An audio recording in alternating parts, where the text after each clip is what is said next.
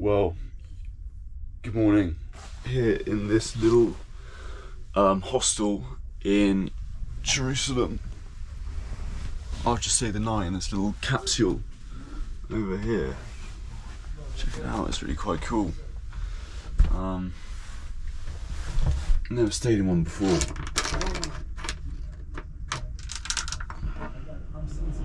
This is what it's like. I'm just gonna go down and show you guys around. Lock it up like this.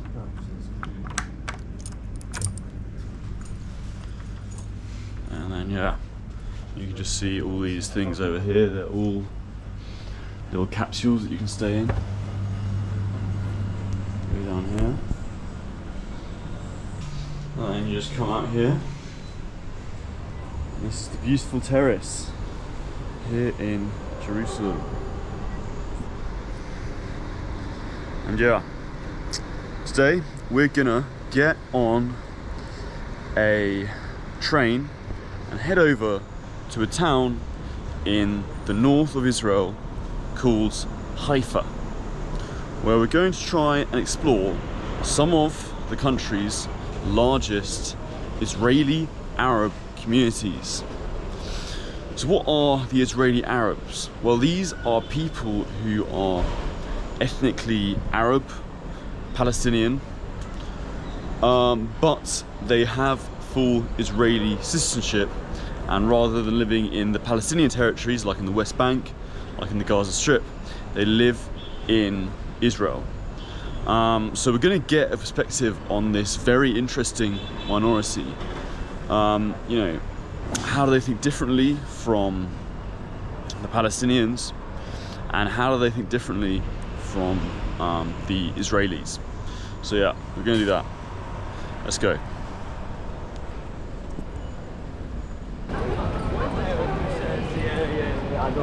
Alright guys, so I've made it here to Jerusalem station.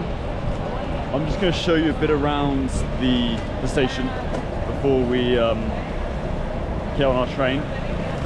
But the one thing that's really prevalent about this station is just all these posters about the hostage situation in Gaza. Obviously these are yeah, all the people who are still being held hostage by Hamas. And yeah, one thing I will say about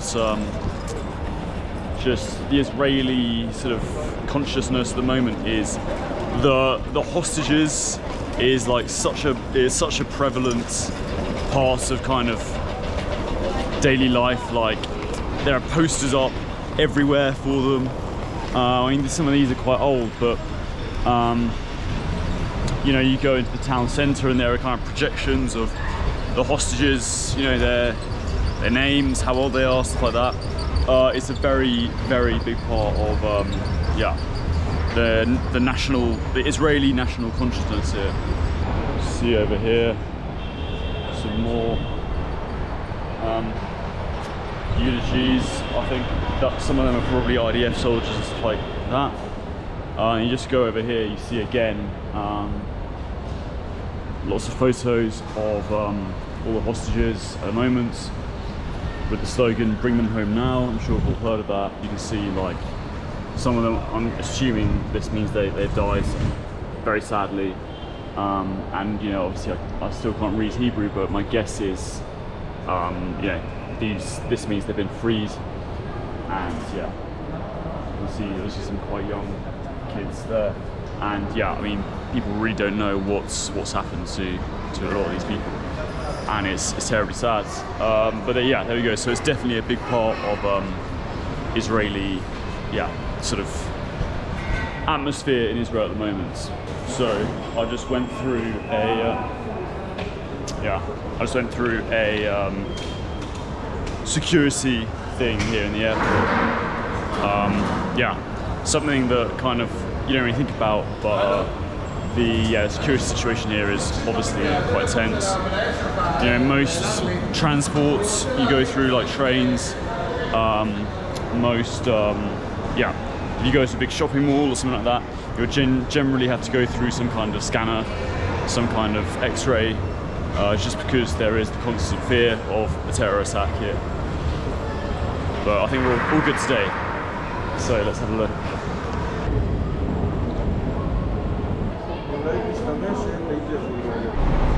Alright, so we're here in the bus station now, just waiting for the next bus. And it's quite interesting, obviously you can see a lot of recruits from the IDF are waiting here, presumably to go on a bus somewhere. Yeah, quite interesting because obviously, you know, you come here in Jerusalem and things feel relatively peaceful, but I guess the trouble is with this country there's always been the threats of something like, you know, October the 7th, another war happening, and so yeah, it's always on the edge, you know, and especially now with all the stuff going on in Gaza. So yeah, there's definitely a felt presence of you know, the war. And it's quite strange to, because you know, you hear about it on the news all the time, but actually being here and sort of seeing it for yourself it's very different. It's very strange.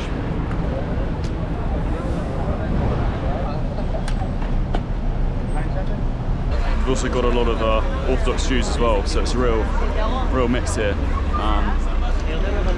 Yeah. Obviously the IDF is a very polarizing issue. Some people really disagree with what they're doing. Other people are much more sympathetic. It really depends who you ask. But what does strike me about being here is just, you know, you just wouldn't get this in a Western country, like so many people being conscripted up into the army. I mean, pretty much every young person serves in the military here, and that's just not something you see happen in UK or anywhere else in the Western world. Hello, is this going to Haifa? No? No Haifa? Okay, sorry. Do you know which one does? I don't go to Haifa. You don't go to Haifa? Okay, no problem. Sorry. Sorry. No problem.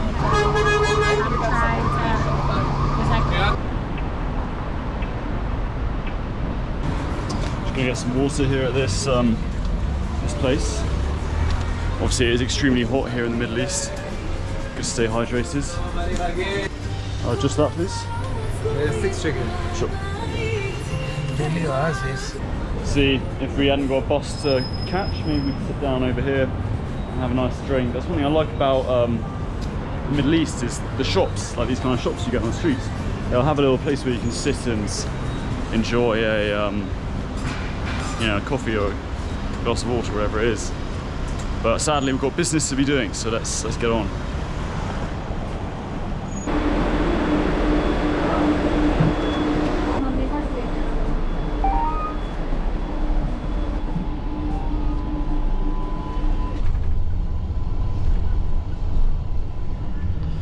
So we're on the bus to Haifa. One that's probably worth saying about Haifa while we've got the chance is the Arab-Israeli population of Haifa is still the minority. Most people who live in Haifa are Jewish Israelis, but there are a lot of specifically Arab-Israeli communities within the city. So some of which make up the majority. So we're going to kind of go there mainly and sort of see what it's like there. There are some mixed cities in Israel where it's a bit more 50-50. Jaffa is a good example, and there are a few other smaller ones dotted around. And if I have more time here, I'll definitely check those out. But yeah, maybe in the future, I'm definitely going to come back here because there's so much stuff to vlog and whatever. But yeah, that's the situation in Haifa. So the total Arab population there is about 10%. So, you know, quite small, but definitely noticeable. Definitely bigger than in a lot of other parts of Israel. Ugh. Okay. Well, we've made it here to Haifa, and it is beautiful. We're just on the coast, the seashore, and we're just gonna check into our hostel quickly and head out to some Arab-Israeli towns.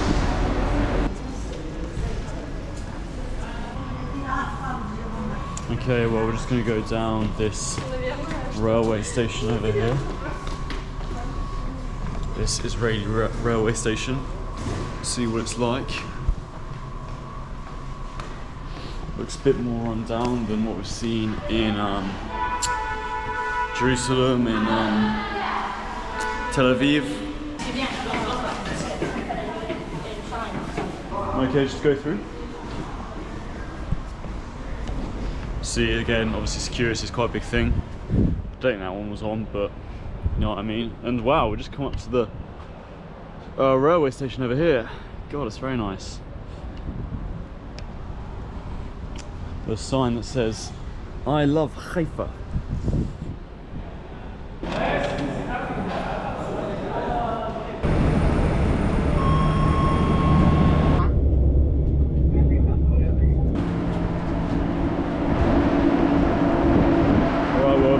To the centre here in Haifa. Let's go and check into this hostel. Hello. Alright, so we just checked into the hostel here in Haifa. Just show you around. This is the kitchen, bathroom. Around here is quite interesting over here. There's just a little sign telling us about the shelter, just in case Hezbollah decide to chuck over a rocket into the town. But yeah, there we go. Just the view outside, as you can see. Yeah, and now we're gonna head over to a region of Haifa called it's called Wadi Nisnas, I think. I just looked it up. And it is a community where there is, yeah, it's a majority Arab population. So we're going to see what it's like, see what they make of the situation, see how the culture there compares to the West Bank and stuff like that. Yeah, let's go.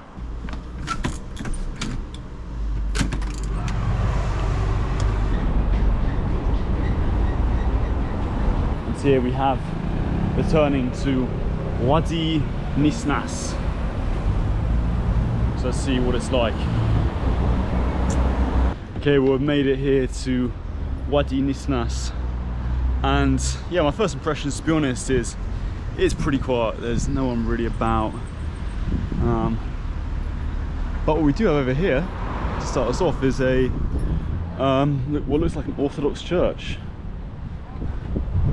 Obviously, it's something we don't really think about, but a lot of Arabs in the Middle East are actually Christian. And this is an example over here. Look at this. Although it looks shut. Alright, so let's just get some, might get some juice over here in this place. Can I get some pomegranate juice? How is life here in Haifa? How is life here? Good? Yeah, very good.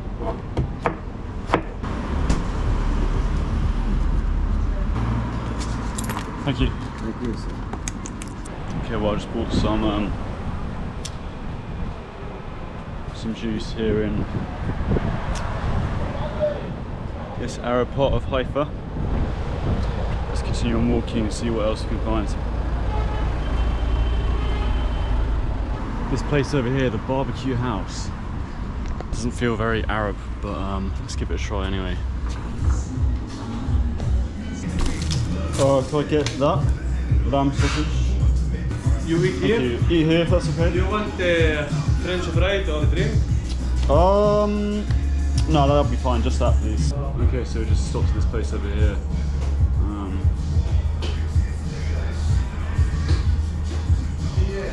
some lamb sausage in a wrap, so we're going to see what it's like. Right guys, so I'm going to try this thing over here. Some lamb sausages. I guess in our culture they're probably not on a lot of eating pork sausages because, you know, Islam.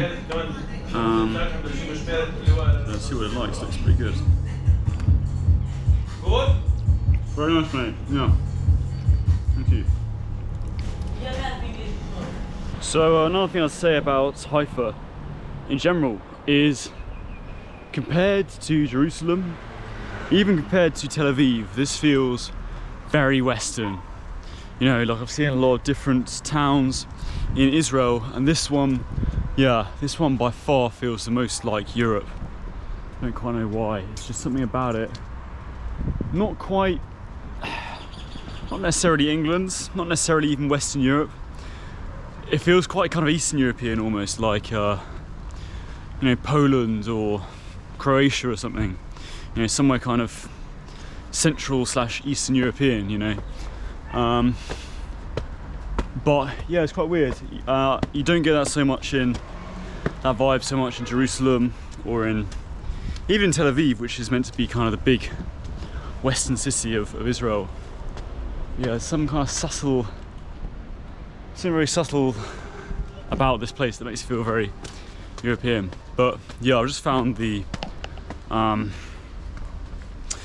temple, so what we're going to do is just go up and find that, chat to anyone else we see on the way. But to be honest, my impression is this part of the town is pretty empty for some reason. Yeah, so we can just see over here we've got a sign to the Bahá'í Gardens. Look at that over there. So we're going to go up and check it out, see what it's like. Let's go. This was a recommendation made to me by Alec Pollards from an earlier video we did together. Although he's not picking up his phone, so we're gonna do a video together, but tonight. But he's not answering my messages, so yeah, I'm not sure where he is. Yeah, the other thing I'd say about Haifa is there are a lot of stairs. Very hilly place. But yeah, hopefully this will take us to the Bahá'í Gardens.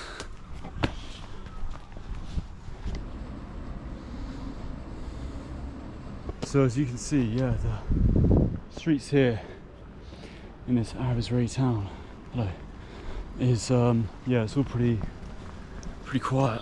There aren't that many people about.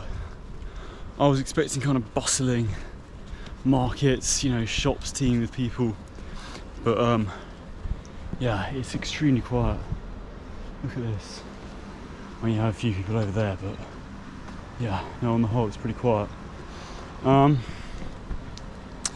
And yeah, the Bahá'í temple is just up here, so we're gonna go check that out.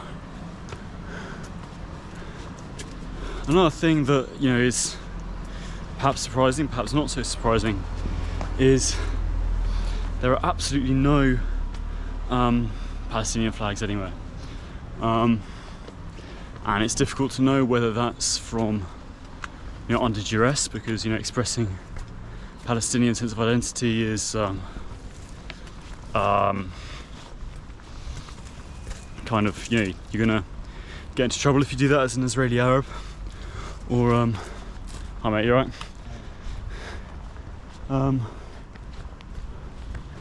These are the Bahá'í Gardens over here. Private entrance, okay. Yeah, or whether there's a kind of patriotic reason into that they identify more with Israel than, you know, they identify with their Arab identity, but not so much with their Palestinian identity. I don't know. Oh, these stairs are killing me, right? Anyway, here we go. Bahá'í Gardens, is it open? The locks. Oh, okay, so sadly it's the afternoons. It's the evening now, so the Bahá'í Gardens are shut. Yeah, you can see in there, it's pretty impressive.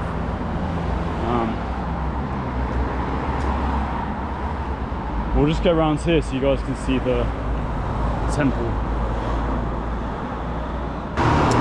So the Bahá'í faith is quite interesting because it's basically, believe it or not, an offshoot from Islam, Shia Islam,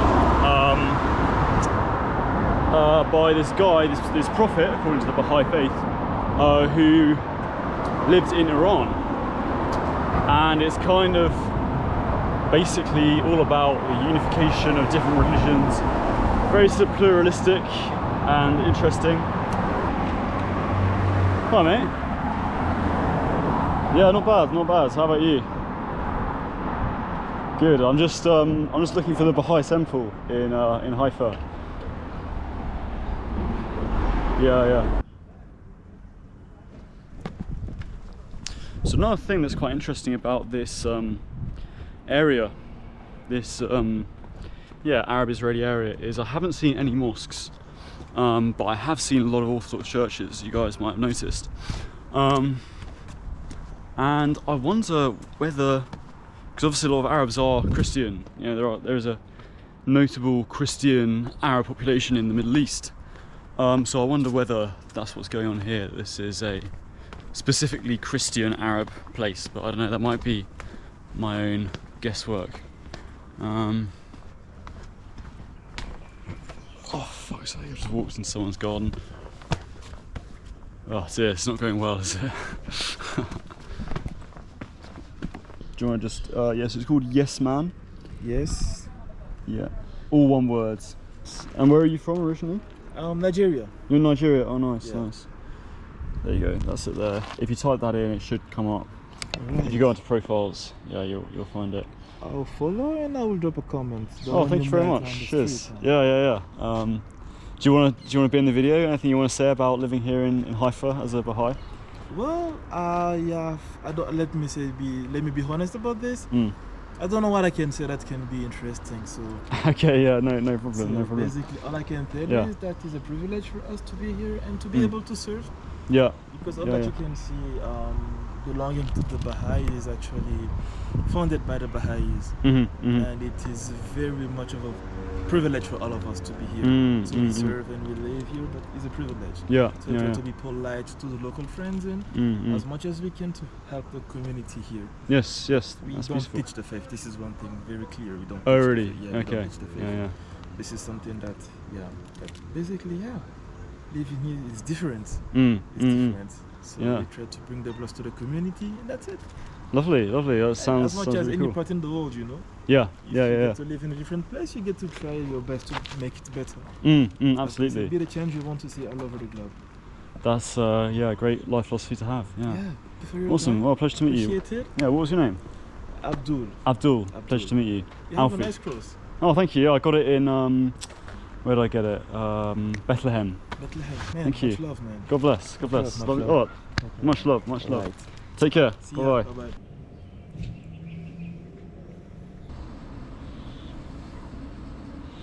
Really nice guy who's of the Baha'i faith. Just talking a little bit about his life here in Israel. What it's like to live here. He said one thing that you're not allowed to do in Israel is to proselytize the Baha'i faith. But he says apart from that, it's a really nice place to live here. You know, he's really grateful to live here. He came from West Africa, and you know, wants to contribute to the community here. Wish there were more people like that coming into the UK on rubber dinghies, but yeah, oh well. One thing that's probably, oh wow. Okay, it doesn't do it justice at all, but you can just see in the distance over there, there is the Baha'i shrine. It's absolutely gorgeous. Wow, it's really beautiful. I wish there was a better place I could get a good shot of it. But all this is sadly closed off, so we can't really get to it. Yeah, isn't that magnificent, guys? I'll have to, next time I'm in Haifa, because I've decided like I've got to come back to Israel because there's so much more to film here for content. But yeah, what I will say is, yeah, what was I going to say? Yeah, one thing that's probably worth noticing about Israel, you know, for all the, you know, it is the only place in the Middle East where you can really practice the Bahá'í faith. You know, it's not something you can do in Iran, where the Bahá'í faith is originally from. Yeah, it's only really here in the West and Israel that you're allowed to practice it. Most Middle Eastern countries, where religious tolerance is very restricted. Basically, you can just about be a Christian and that's about it. But yeah, here in Israel, you are free to practice the religion of Baha'i, even if Judaism is the prescribed official religion of the country. Alright, so this is where I'm going to leave this video here in Haifa. It's been very interesting to go around and sort of see a bit of the Arab-Israeli culture here. Obviously I haven't seen that much of it, but I think we're going to come back to this in another video next time in Israel, where I'm going to do a bit more of a deep dive, because it is a really interesting topic and worth exploring properly. But hopefully you enjoy this little sort of sneak peek. One thing I would say though is being an Arab-Israeli is very different. Like, it does seem different culturally. I don't know what it is, but there's something about being Arab Israeli, like this area, that it does feel very different to Palestine, to the West Bank. Yeah, it doesn't feel, you know, Jewish Israeli by any stretch of the imagination, you know. But there's definitely a difference between this Arab-speaking area of Haifa and the West Bank, you know, and even East Jerusalem.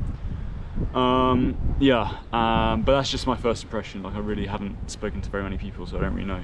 But yeah, thanks for watching. I'm actually going to meet my friend Alec for a drink, because he lives around here. So yeah, thanks very much for watching, guys. Look out for some more videos about this in the future, and yeah, I'll see you soon.